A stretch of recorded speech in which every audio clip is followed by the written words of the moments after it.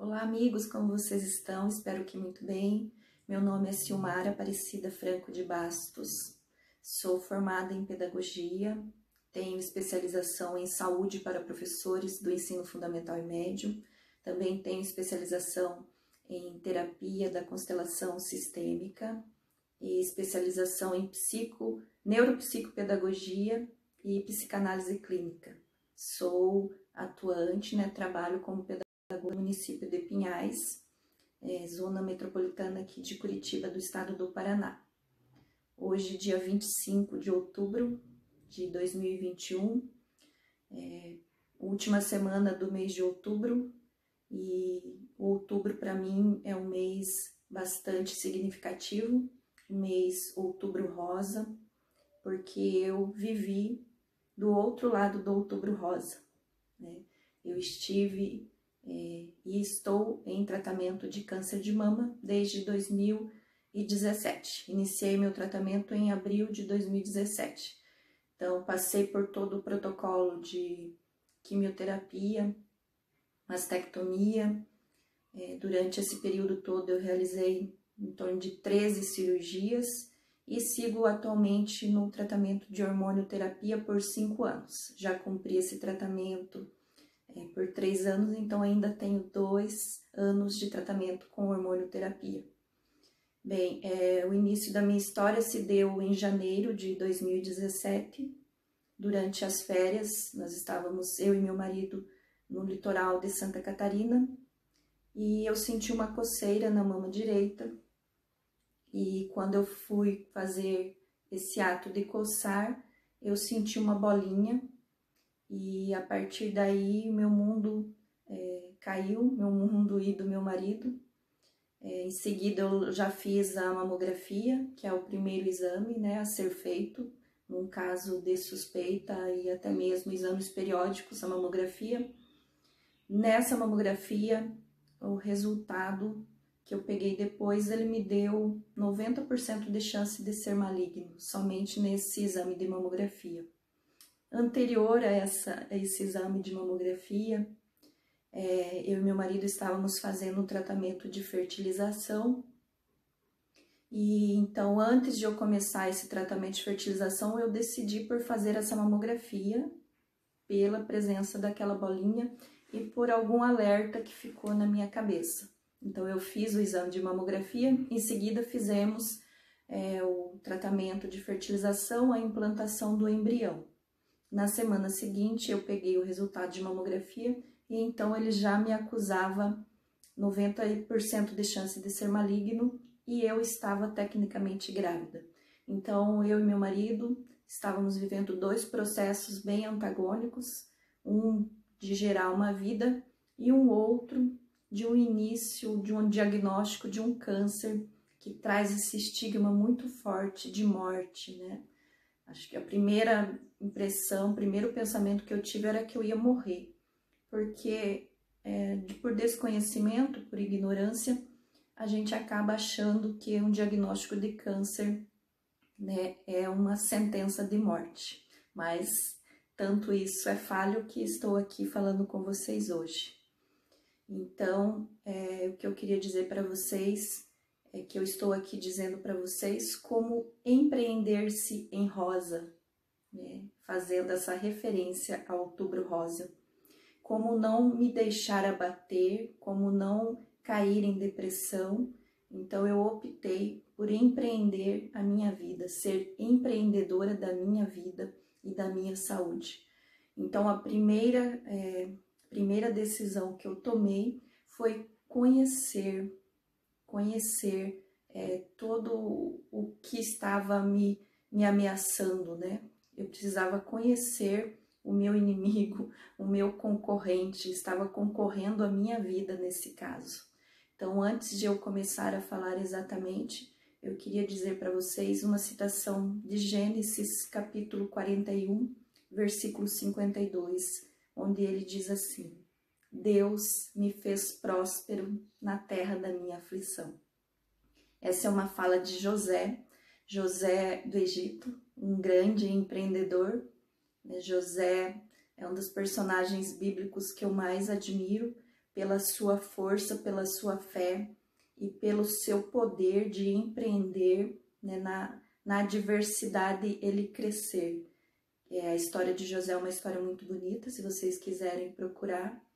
Ele foi, né, traído por seus irmãos, ele literalmente saiu do fundo do poço e chegou ao cargo de, acima dele, somente o faraó. Então, ele saiu de uma situação de escravo, de rejeitado, a ter um cargo máximo no Egito. Então, é uma pessoa que merece respeito e merece ser espelhado. Então, assim foi comigo. Na terra da minha aflição, Deus me fez vencer. Então, a partir desse momento, eu iniciei um processo de conhecimento sobre esse meu algoz, né, esse meu concorrente. Quem é esse? HER2, o nome dele. HER2 triplo positivo. Triplo positivo porque ele era receptor de estrogênio, ele era receptor de progesterona e ele era oncoproteico. Então, ele era maligno. HER2 triplo positivo, esse era o concorrente da minha vida. Então, eu passei a pesquisar tudo o que eu podia, o que eu sabia, tanto sobre o HER2, sobre como tratamento, os protocolos os quais eu iria passar. Então, a princípio, 16 quimioterapias, que são processos muito difíceis, de muito sofrimento, né? Tem a queda do cabelo, tem a queda da autoestima. Então, uma série de determinantes que vão surgindo em decorrência de um tratamento de câncer de mama. Então, eu busquei força nesse empreendimento de forças, né? Eu coloquei a minha energia, eu canalizei a minha energia para eu conhecer esse meu concorrente, para que eu pudesse saber como ele agia, para eu antever ou para eu conseguir neutralizar algumas coisas que ele me trazia. Então, com base nesse conhecimento, eu escrevi o livro 1, do outro lado do Outubro Rosa, que eu conto desde o meu diagnóstico, né, naquela coceirinha, até o término da quimioterapia, da 16ª quimioterapia. Então, aqui eu criei um manual de como você proceder, porque quando eu tive o diagnóstico, eu não sabia por onde começar, eu não sabia onde fazer exames, eu não sabia a quem recorrer, eu não sabia realmente por onde começar. Então, aqui nesse livro 1, do outro lado do Outubro Rosa, uma história de coragem, fé e determinação, eu elenco exatamente esses passos todos que uma pessoa, uma mulher diagnosticada com câncer precisa saber, precisa fazer, né, tomar essas decisões, porque são decisões que precisam ser tomadas muito rapidamente. Percebam que daquela coceirinha até que eu fiz todos os exames, isso durou em torno de 45 dias, ele já tinha feito uma metástase na axila. Então, é um câncer muito invasivo e ele vai indo, daqui ele pode ir para pulmão, para garganta, para osso externo, para costelas. Então, aqui está um manual de como a mulher tem que agir, né, quando descobre um diagnóstico desse de câncer. É claro que os protocolos são diferentes, tem mulheres que iniciam pela cirurgia, pela mastectomia, mas geralmente se inicia com o protocolo de quimioterapia. Inclusive, a médica radiologista que fez a minha biópsia, ela trabalha no DAP, o Centro de Diagnóstico aqui em Curitiba, e ela adquiriu na época 50 exemplares desse meu livro 1 e fez com que os colaboradores do DAP lessem esse livro, porque até então eles não tinham noção de como era difícil esse processo, principalmente da biópsia, que é um processo de entrada no tratamento, né? Porque ali, através da biópsia, que você tem a certeza da malignidade do tumor. Então, esse livro se tornou ali, para eles, um manual, né? De como tratar essa mulher que chega para realizar esse procedimento de biópsia. Então, aqui estava, né, já o meu primeiro empreendimento em favor da minha vida. E eu não parei por aí, porque eu não podia parar. Continuei o meu tratamento, fiz todas as 16 quimioterapias e tive que seguir em frente. Não contente com esse livro 1, eu achava que ainda estava incompleto. Então, eu escrevi o livro 2, Do Outro Lado do Outubro Rosa 2, uma história de reconstrução. E por que eu coloquei esse nome, né? E puxando ali um subtítulo da reconstrução. Porque após a quimioterapia, eu fiz a cirurgia. Então, esse livro 2, ele conta exatamente a partir da cirurgia e reconstrução em si. Então, quando eu fiz a quimioterapia e mastectomia, eu fiz a mastectomia em outubro de 2017.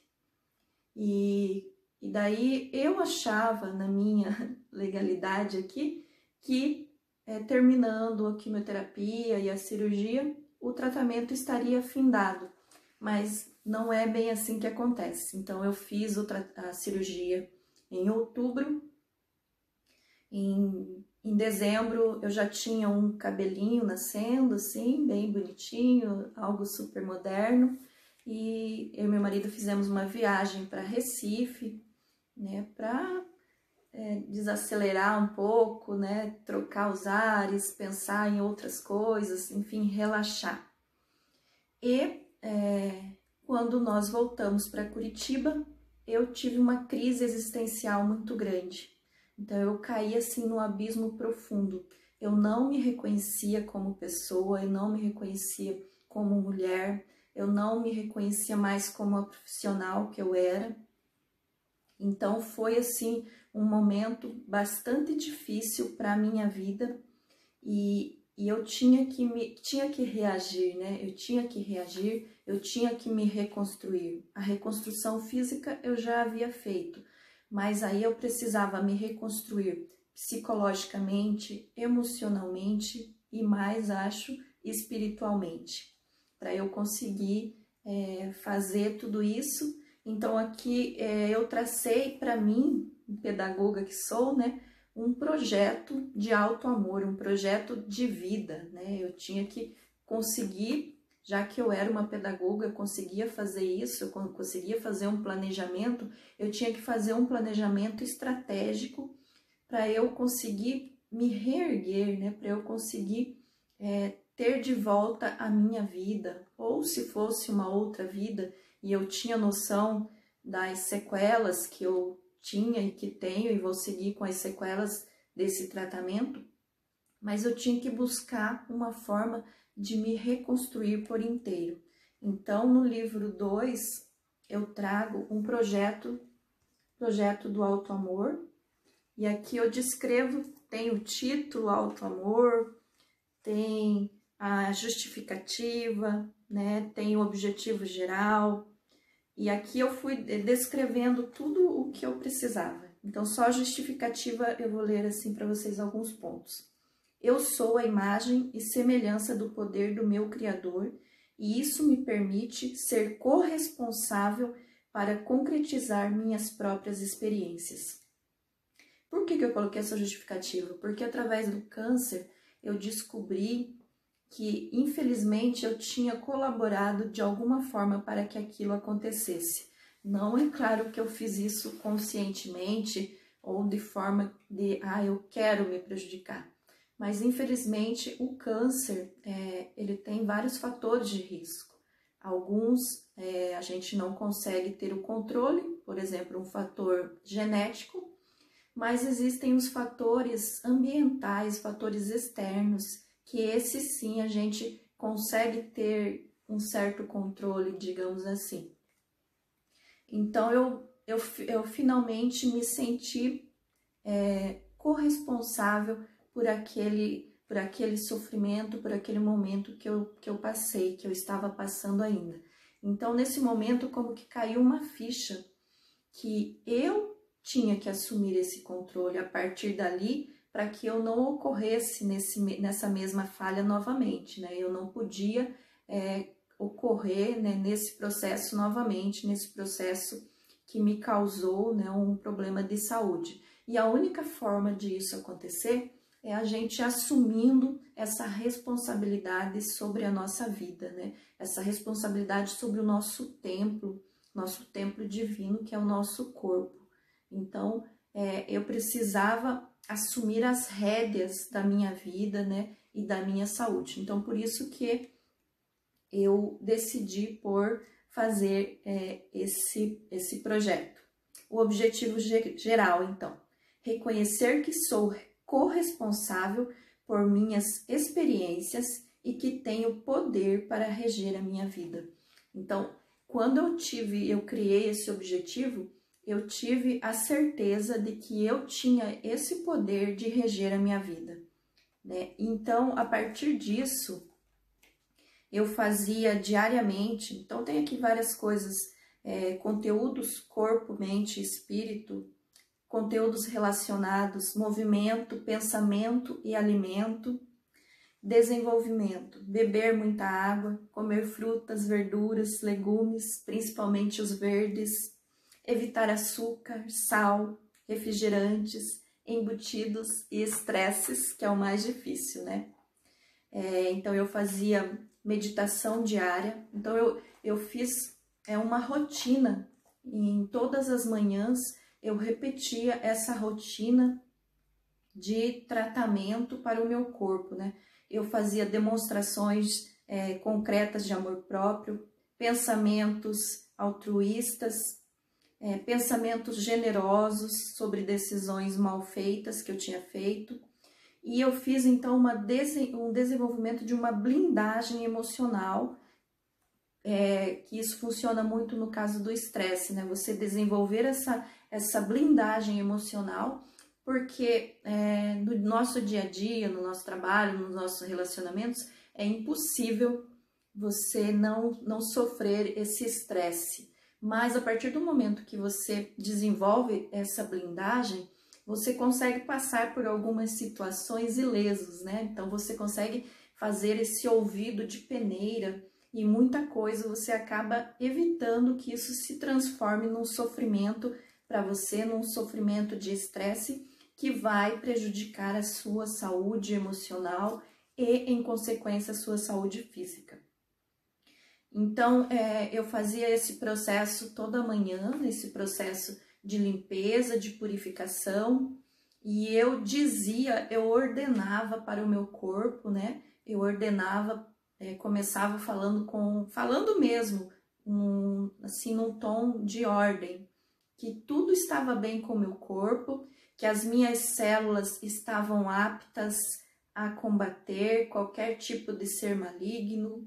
Então eu ia dizendo, começava pelas células, todas as células do meu corpo estão dotadas de ferramentas para impedir qualquer ser suspeito que tente entrar nelas. Então eu dizia isso claramente para as minhas células. Depois eu dizia para os meus tecidos corporais também estão saudáveis, estão protegidos, os meus órgãos estão em perfeita condição de saúde e trabalhando de forma correta e ordenada, um com o outro, sintonizados. Todos os sistemas do meu corpo estão trabalhando de forma harmônica para prover a saúde ao meu corpo. Então eu dizia isso todos os dias. Então eu dizia assim, essa era uma conversa comigo mesma. Eu sou linda, inteligente, generosa, criativa, esperta, alegre, sou amorosa e digna de ser amada. Tudo está bem em minha vida, estou segura e confortável. Então, essas eram frases que eu fazia para que eu me sentisse fortalecida, porque às vezes eu ainda tinha medos, né? Vinha alguns pensamentos de medo, isso é normal, somos humanos, né? Até Jesus disse, né? Pai, afasta de mim esse cálice, então isso é normal. Então eu fazia essa blindagem emocional para que eu me lembrasse, né, de todas as qualidades que eu tinha. Isso tudo tem bem descrito aqui, né? Todo nesse projeto está tudo descrito, então, no livro 2. Então, a partir desse momento que eu comecei a fazer essa ação diariamente, com a quimioterapia, eu não sabia e fiquei sabendo também no susto. Então, acontece a menopausa precoce para a mulher que está em tratamento de câncer. Algumas mulheres voltam a ter o seu ciclo normal depois, mas algumas não. Então, por conta da minha idade, eu tinha 42 anos na época, a minha médica falou que não voltaria mais, né? Enfim, por conta da idade e do tratamento quimioterápico bem forte que eu estava recebendo. Mas eu conversava com o meu corpo e eu dizia que o meu corpo não sofreria nenhuma sequela. Tudo está bem, você vai voltar ao que era antes. Eu dizia isso para o meu corpo o tempo todo, todos os dias. E, para surpresa da minha médica, minha oncologista, né? Eu dizendo isso, eu voltei a ter o meu ciclo menstrual, algo que eu não poderia porque o meu câncer é hormonal, mas eu creio firmemente que de tanto eu dizer isso para o meu corpo, ele conseguiu se refazer, né?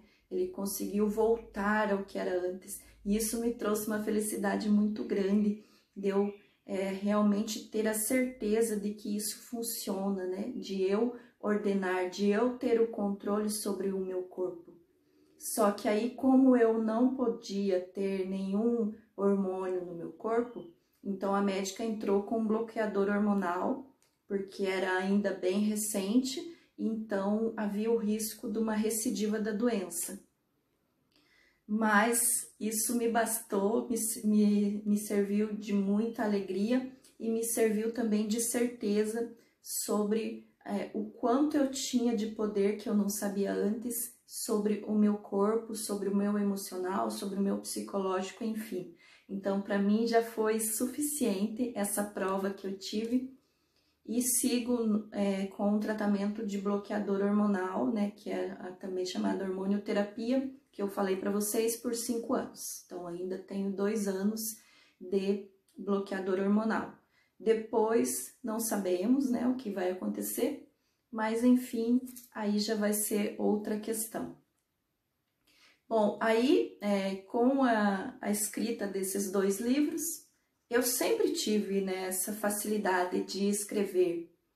Então, escrevi muitas poesias, tem um livro de poesia que também não publiquei. Então, sempre tive muita inspiração a ponto de acordar à noite e eu tinha sempre um papel na minha cabeceira e escrever uma poesia e no outro dia ir ver o que eu tinha escrito. Então, eu sempre tive essa facilidade com a escrita. Mas estava adormecida, né, por um tempo, se bem que com o meu trabalho de pedagogia, né, de pedagoga, eu também fazia e faço ainda muitos projetos que não deixam de ser uma escrita assim bem bonita e importante. Então aí eu não parei mais, né? Isso aflorou, essa criatividade aflorou e durante essa minha reconstrução eu tive que buscar outras formas além da medicina convencional. Porque a medicina convencional, muito importante, não estou aqui de forma alguma dizendo o contrário, mas ela me levou até essa parte da reconstrução física, né? Quimioterapia, reconstrução física. E eu precisava de mais, né? Eu precisava dessa reconstrução emocional e espiritual que, infelizmente, a medicina convencional não tem. Então, eu busquei a medicina tradicional, tudo que eu podia, e eu comecei pelo Reiki. E quando eu recebi o Reiki, foi que toda essa criatividade começou a voltar, sabe? Essa criatividade, ela explodia de uma forma assim que eu tinha que colocar isso no papel. Então, foi a partir do Reiki também que eu iniciei desde o primeiro livro.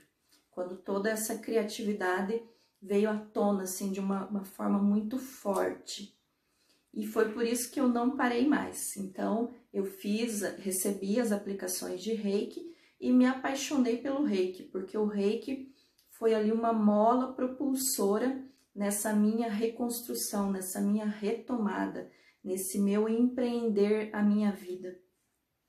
E aí eu escrevi mais 2 livros que ainda não foram publicados também, que é o Ciro e o Segredo de Isaías, que é um livro que fala sobre física quântica, sobre o profeta Isaías, sobre Ciro, que é um dos personagens que o próprio Isaías cita como um salvador do mundo, né? É uma história bastante interessante, instigante, e às vezes eu nem sei como que eu consegui escrever tudo isso, porque eu também não conhecia nada de física quântica. A história começa aqui no Brasil e termina em Portugal, na Universidade de Coimbra, basicamente, que eu também não conhecia. Conheci depois, porque eu falei para o meu marido, não, a gente tem que ir lá porque eu preciso ver, eu preciso conhecer o lugar onde os meus personagens passaram a história, e foi algo assim inenarrável, não tenho como descrever a emoção que eu senti quando eu pisei, né, na Universidade de Coimbra, principalmente na Biblioteca Joanina, onde acontece ali uma das cenas mais importantes do livro, e foi realmente muito emocionante. Então esse é um livro que está aqui todo escrito, e é muito interessante. Às vezes meu filho até falou, mãe, eu acho que você recebeu esse livro, né? Você fez esse livro, foi ditado para você. Mas realmente é um processo maravilhoso, o processo da inspiração. Não sei como descrever também, é algo assim maravilhoso, é uma inspiração divina, você receber uma história, personagens, características dos personagens, e você conseguir colocar tudo isso no papel, é maravilhoso. Depois eu escrevi o outro, que é A Maldição Macu, que é uma história que acontece no interior do Amazonas, né? Na Amazônia, é uma tribo indígena que traz toda aquela questão riquíssima do folclore indígena. Também surgiu mais ou menos igual ao livro do Ciro, assim, essas inspirações que vêm, e eu me dedicava bastante tempo escrevendo, né? Escrevendo esses livros, e estão aqui esperando também uma oportunidade. Eu tenho participado com eles em alguns concursos para ver se eu consigo colocá-los, porque é muito difícil um escritor novo, desconhecido, entrar nesse meio, né? É algo bem seleto e é difícil de você ter essa chance. Então, por meio de concursos, eu creio que eu consiga ter alguma coisa, porque eu queria muito que eles fossem publicados, mas estão aqui cuidados com muito carinho. Bom, não bastando isso, né? Eu comecei a fazer diversos cursos voltados para as terapias integrativas complementares. Então, eu comecei pelo Reiki, que eu havia me apaixonado muito, e porque eu não me via mais voltando para o meu trabalho enquanto pedagoga, né? Eu queria algo maior, algo que trouxesse bem para as pessoas, que fizesse bem para as pessoas. Como eu já tinha uma especialização em saúde para professores, então eu achei que realmente esse lado da saúde me chamava muito mais, assim, a atenção, me motivava muito, porque eu queria realmente ajudar. Eu estava no momento transbordando essa generosidade, essa vontade de fazer o bem, de ajudar, como na questão dos livros, né? De levar essa informação, fazer com que isso chegasse a outras pessoas e pudesse ajudá-las. Então, esse lado das terapias integrativas foi algo que me chamou, assim, muito, né? E tenho feito ainda. Fiz vários cursos, fiz o Reiki, fiz cromoterapia, reflexologia, a própria especialização de terapia da constelação sistêmica também, a especialização de neuropsicopedagogia. Então, tudo isso, auriculoterapia, que eu amo de paixão, né, que é um processo de identificar e tratar doenças, né, pela orelha. Nossa orelha tem o formato de um feto, né, então aqui tem todas as terminações nervosas, e eu acho isso fantástico, maravilhoso, sou apaixonada e faço atendimentos nessa área também. Bem, então eu comecei a me dedicar a empreender a minha vida profissional, porque eu decidi e eu achei que eu deveria mudar, né, o rumo, o ramo.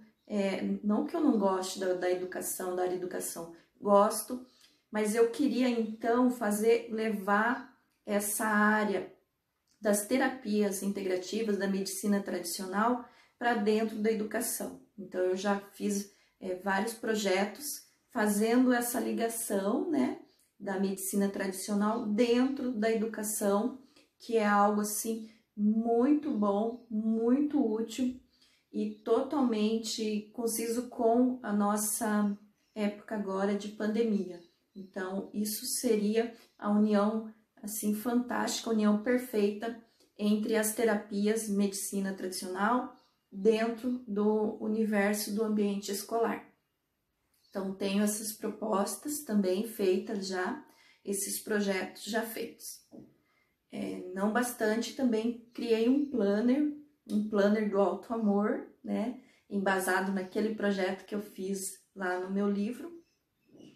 E ele também ainda não está publicado por questões meramente financeiras, de agora eu não consegui ainda, mas ele também está pronto. E esse planner, ele traz uma proposta de fazer com que a pessoa transforme, né, mude a sua vida em 21 dias. A questão dos 21 dias também é algo bem importante, porque tem estudos que comprovam, se você fizer uma coisa por 21 dias, você a fará isso se tornará um hábito, na verdade, né? Então, essa proposta do meu planner é de trazer essa transformação em 21 dias para a vida da pessoa que assim o utilizar. Também, agora, recentemente, eu lancei 2 cursos na plataforma Hotmart, é uma plataforma online de cursos. Então, eu montei um curso de Reiki, o Reiki nível 1, e a questão mais importante é assim, existem centenas de cursos de Reiki. Então, eu criei uma proposta de marketing dizendo assim, então eu trago uma pessoa para o meu curso, esse curso custa R$100. Então, ele faz o nível 1, porque o Reiki ele tem nível 1, 2, 3A, 3B. O 3B é um nível de mestrado do Reiki. Então, qual foi a estratégia que eu achei para diferenciar o meu curso dos demais? Então, a pessoa paga R$100 pelo curso de nível 1 e trazendo 2 novos alunos para esse mesmo curso, então ela ganha o nível 2, o nível 3A e 3B. O que eu quis com isso? Eu quis fazer com que o meu curso, os primeiros clientes que eu receber, eles próprios vão alimentando o meu curso. Então, eu não vou precisar ficar trabalhando na questão de marketing, trazendo mais clientes para o meu curso, porque os próprios alunos é quem vão trazer, é que vão alimentar esses novos cursistas que vão chegando. Então, essa é uma estratégia bastante importante e considero também uma inspiração que eu recebi para que eu consiga ter esse curso, além de ajudar as pessoas, de formar essas pessoas com o Reiki, que é algo que pode ser rentável, mas acima de tudo é algo que faz o bem para a pessoa, né? O bem provoca esse bem geral da saúde emocional, psicológica e física também. O Reiki é puro amor, né? Então, eu juntei aí 2 coisas e estou apostando muito nisso, porque foi criado assim com muito carinho, com muita dedicação e tem essa estratégia de marketing muito boa que pode favorecer bastante. Também lancei um curso na mesma plataforma, Hotmart, sobre a educação domiciliar ou homeschooling. Por quê? Porque essa modalidade de ensino ela ganhou bastante força, apesar de ser algo que acontecia desde os primeiros tempos, né? A formação era por tutores, só então depois é que foi institucionalizado, mas essa forma ela sempre existiu, mas nos Estados Unidos ela é regulamentada desde a década de 70. Só que aqui no Brasil não existe uma regulamentação para isso, então houve diversos embargos aí jurídicos, né, de famílias tentando conseguir essa modalidade de educação para os filhos por não compartilhar com os ideais que estavam sendo impostos pela escola, enfim. Só que esses pais, eles recorreram inclusive ao STF, né, e instâncias superiores, mas infelizmente foi negado. O próprio ministro Barroso, ele diz que não é ilegal, ele apenas carece de uma regulamentação. Então é somente isso que está faltando para que isso possa acontecer. Distrito Federal já sancionou uma lei, né? E eles já conseguem fazer o homeschooling no Distrito Federal. E recentemente o governador Ratinho também sancionou a lei aqui no Paraná. Então nós já temos dois, né? O Distrito Federal e o Paraná. Santa Catarina está também aí às vésperas de sancionar a sua lei também. E isso é um movimento que veio para ficar e veio com força. Então eu quis aproveitar esse momento, né? Esse momento oportuno, essa possibilidade, essa oportunidade que apareceu para mim. E dentro de toda a minha formação pedagógica, eu tenho condição, estudei bastante, fiz um curso por primeiro, né, da educação domiciliar, li bastante, me inteirei bastante do assunto e já consegui montar também um curso, né, sobre o homeschooling, que também está na plataforma. Para mim, o céu é o limite, né? Então, eu tenho muita disposição, eu tenho muita vontade, muita criatividade de empreender. Creio que sempre fui uma empreendedora, saindo da situação em que eu saí, de uma zona rural, de uma cidade pequena, e vindo para a capital, né, sozinha, conseguindo formar um filho em odontologia. Então, eu acho que essa essência empreendedora sempre esteve em mim, e não foi uma doença que conseguiu tirar isso de mim. Então, a citação de Gênesis, né, de José, Deus me fez próspera na terra da minha aflição, cabe muito bem para mim, porque eu não me deixei abater, e eu não deixei que uma doença, que um câncer tirasse essa minha garra, essa minha força de vontade, essa minha vontade de empreender, essa minha vontade de crescer, e ainda tenho muita garra, muita energia para fazer muita coisa. Às vezes sinto falta de tempo para poder conseguir. Eu tenho mais uns 3 livros começados que eu preciso parar para conseguir pôr no papel. Então eu peço a Deus que o tempo vá devagar para que eu consiga concretizar tudo isso que eu tenho, todas esses planos, né?